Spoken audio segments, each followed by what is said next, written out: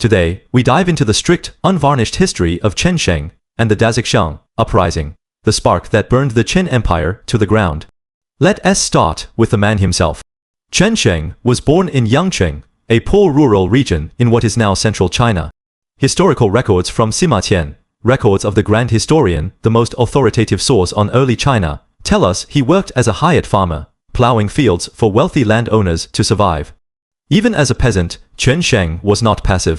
He once paused, his work stood on a small hill, and said to his fellow farmers, "If one of us becomes rich and powerful, do not forget the others."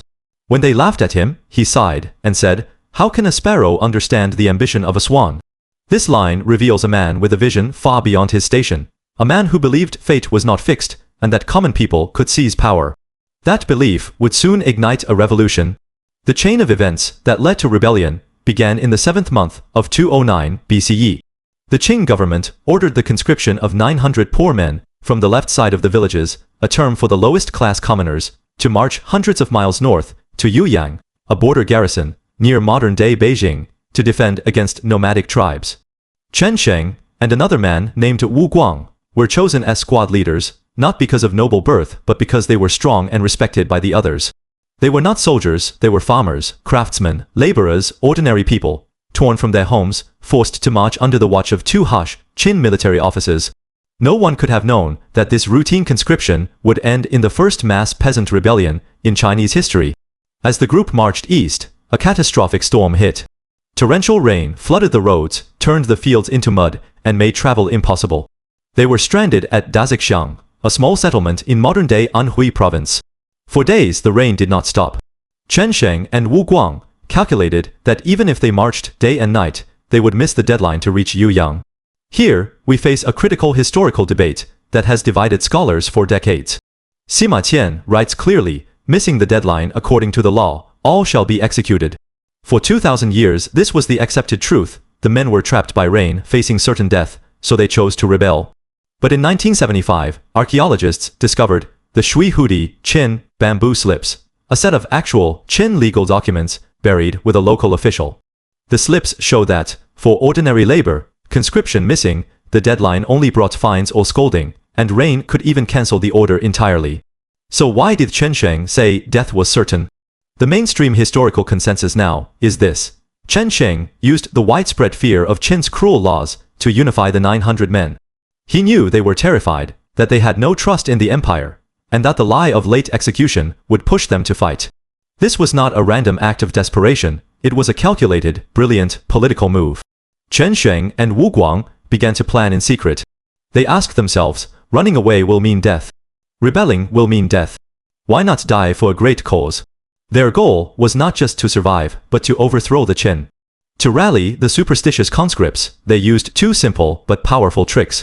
First, they wrote, "Chen Sheng shall be king" on a piece of silk, hid it in the belly of a fish, and had one of the men buy the fish. When the conscripts cut open the fish and found the message, they were shocked. Then at night, Huang hid in the nearby woods, lit a bonfire, and mimicked the sound of a fox, shouting, "Great Chu will rise. Chen Sheng shall be king." The men were terrified and convinced that heaven had chosen Chen Sheng to lead them. These tricks were crude, but in a world where people believed in signs from the gods, they worked perfectly. The next step was to trigger open rebellion. Huang, who was kind and popular with the men, deliberately angered the two Qin officers, knowing they would punish him publicly. When the officers drew their weapons to beat Huang, the men erupted in anger. Chen Sheng stepped forward, grabbed a weapon, and killed both officers. Standing before the 900 shocked, angry men, Chen Sheng delivered one of the most famous speeches in Chinese history. He shouted, "A brave man dies only once, but he should die for a great name. Are kings and nobles born to rule? Are commoners born to be slaves?" This line, Wang Hu Zhang Xiangning Yu Zhonghu, translated as "Are kings and nobles born to rule?" was a thunderclap. It rejected the ancient idea that power belonged only to noble bloodlines, and gave every peasant in China a reason to fight.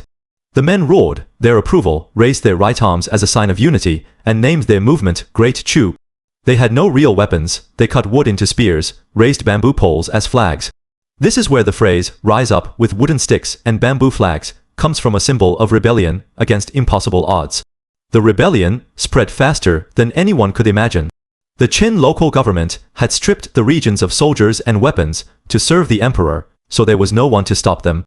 Sheng and Huang led the men to capture Dazexiang first, then the nearby county of Qi. As they marched, thousands of peasants joined them, men who had lost their families, to Qin, conscription farmers who could not pay taxes, people who had lived in fear for years. In just a few weeks, the small rebel group grew to thousands of soldiers, hundreds of war chariots, and more than 1,000 cavalry. They marched west to Chen County, once the capital of the old Chu state, a city with deep symbolic meaning for anti-Qin forces. The Qin officials fled, or were killed, and Chen County fell without a brutal fight. In Chen County, local elders and leaders urged Sheng to declare himself king. They said, "You have worn armor, held weapons, defeated the tyrannical Qin, and restored the Chu state. You deserve to be king." In the 8th month of 209 B.C.E., Sheng became the first peasant king in Chinese history, establishing the Zhang Chu kingdom, meaning expand the Chu. This was a revolutionary act, a farmer from a poor village, ruling a kingdom that challenged the most powerful empire in Asia. Sheng organized his army into 3 main forces. Huang led troops to attack Xingyang, a vital Qin grain store. Zhou Wen led a force west to attack the Qin heartland Guangzhong, and other generals marched north and south to capture more land. Zhou Wen's army grew to hundreds of thousands of men, marched through the Hangu Pass, and reached Xi, just a few dozen miles from the Qin capital, Xianyang. The Qin court was terrified. Hu Hai and Zhao Gao had no army ready to defend the capital. It seemed the Qin Empire would fall within months. But revolutions, built on speed and anger, often collapse from within. The Zhang Chu kingdom had no strong governance, no trained military leaders, no supply lines. Sheng, once a humble farmer, changed when he became king. He grew arrogant, distrusted his old friends, and appointed cruel officials to punish generals who disagreed with him.